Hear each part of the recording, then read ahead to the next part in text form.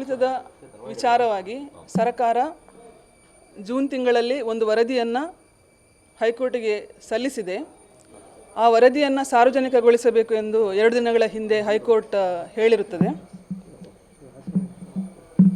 ಆ ವರದಿಯನ್ನು ಪರಿಶೀಲನೆ ಮಾಡಿದರೆ ಮಾಧ್ಯಮಗಳಲ್ಲಿ ಬಂದ ವಿವಿಧ ಮಾಹಿತಿಯ ಪ್ರಕಾರ ವಿರಾಟ್ ಕೊಹ್ಲಿಯವರನ್ನೇ ಸರ್ಕಾರ ಟಾರ್ಗೆಟ್ ಮಾಡಿದಂತಿದೆ.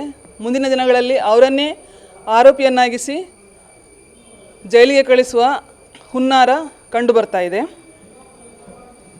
ಸರ್ಕಾರವನ್ನು ಮತ್ತು ಸಿದ್ದರಾಮಯ್ಯನವರನ್ನು ನಾನು ಕೇಳೋದೇನೆಂದರೆ, ಆ ಕಾಲ್ತುಳಿತ ಆದ ಜಾಗದಲ್ಲಿ ಬಂದ ವ್ಯಕ್ತಿಗಳೆಲ್ಲ ಟ್ವೀಟ್ ನೋಡಿ, RCB ಬರೆದ ಟ್ವೀಟ್ ನೋಡಿ ಬಂದಿದ್ದಾರಾ? ಅವರ ಬಗ್ಗೆ ಮಾಹಿತಿಯನ್ನು ಸಾಮಾಜಿಕ ಜಾಲತಾಣದ ಕಚೇರಿಗೆ ಪತ್ರ ಬರೆದು ಮಾಹಿತಿಯನ್ನು ಸಂಗ್ರಹಿಸಿ ಅವರೆಲ್ಲರೂ ಆ ಸ್ಪಾಟಲ್ಲಿ ಇದ್ದರು ಅಂಥೇಳಿ ನೀವು ಎನ್ಕ್ವೈರಿ ಮಾಡಿದ್ದೀರಾ ಅನ್ನೋ ಪ್ರಶ್ನೆಯನ್ನು ಕೇಳಲು ಬಯಸ್ತೇನೆ. ಏಕೆಂದರೆ ನಾಳೆ ಕೋರ್ಟಲ್ಲಿ ಸಾಕ್ಷ್ಯವನ್ನು ಕೇಳ್ತಾರೆ. ಆವಾಗ RCB ಬರೆದ ಟ್ವೀಟ್ಗೆ ಜನರು ಬಂದಿದ್ದಾರೆ ಅಂತೇಳಿದ್ರೆ ಸ್ಟ್ಯಾಂಪೆಡ್ ಆದ ಜಾಗದಲ್ಲಿ ಬಂದವರೆಲ್ಲ RCBಯ ಟ್ವೀಟನ್ನು ವ್ಯೂ ಮಾಡಿದ ವ್ಯಕ್ತಿಗಳಾಗಿರಬೇಕು. ಅದನ್ನು ನೀವು ಪರಿಶೀಲನೆ ಮಾಡಿದ್ದೀರಾ ಅನ್ನುವ ಪ್ರಶ್ನೆಯನ್ನು ಸಿದ್ದರಾಮಯ್ಯನವರಿಗೆ ಕೇಳಬಯಸ್ತೇನೆ. ನಾನು RCBಯ ಸ್ಟ್ಯಾಂಪೆಡ್ ಕುರಿತಾಗಿ ಜುಲೈ 1ನೇ ವಾರದಲ್ಲಿ ಮ್ಯಾಜಿಸ್ಟೇರಿಯಲ್ ಎನ್ಕ್ವೈರಿ ಮಾಡ್ತಾ ಇರುವ ಶ್ರೀ ಜಗದೀಶ್ರವರು, ಬೆಂಗಳೂರು ನಗರ ಜಿಲ್ಲಾಧಿಕಾರಿಯಾದ ಶ್ರೀ ಜಗದೀಶ್ರವರಿಗೆ ಒಂದು ಪತ್ರವನ್ನು ಬರೆದಿದ್ದೇನೆ. ಸುಮಾರು 8 ಪುಟಗಳ ಪತ್ರ ಇದು.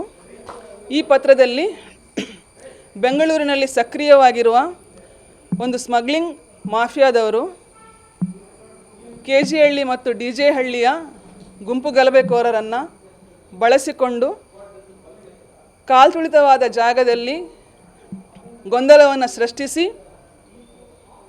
ಸ್ಟ್ಯಾಂಪೆಡ್ಗೆ ಕಾರಣ ಆಗಿದ್ದಾರೆ, ಕಾಲ್ತುಳಿತಕ್ಕೆ ಕಾರಣವಾಗಿದ್ದಾರೆ ಎಂದು ಪತ್ರ ಬರೆದಿದ್ದೇನೆ. ಸರ್ಕಾರ ಈ ಪತ್ರವನ್ನು ಪರಿಶೀಲನೆ ಮಾಡಬೇಕು ಮತ್ತು ಈ ಪತ್ರದಲ್ಲಿರುವ ಎಲ್ಲ ಅಂಶಗಳನ್ನು ತನಿಖೆ ಮಾಡಬೇಕು ಎಂದು ಸರ್ಕಾರವನ್ನು ಆಗ್ರಹಪಡಿಸ್ತಾ ಇದ್ದೇನೆ.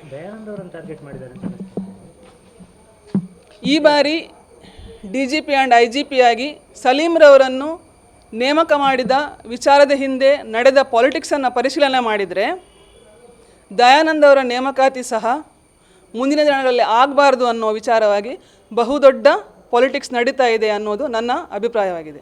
ಆ ಅಭಿಪ್ರಾಯವನ್ನು ಪತ್ರದಲ್ಲಿ ಮೆನ್ಷನ್ ಮಾಡಿದ್ದೇನೆ.